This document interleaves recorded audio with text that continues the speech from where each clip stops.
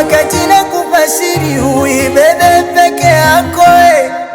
Leo umeniadhiri, umeniweka dhahiri, ona nachekwa mwenzako. Tulikuwa wawili wakati na kupasiri uibebe peke yako. Leo umeniadhiri, umeniweka dhahiri, ona nachekwa mwenzako. Watu wa maana wamenishusha thamani, sina la kusema, naugulia moyoni. Watu wa maana wamenishusha thamani, sina la kusema,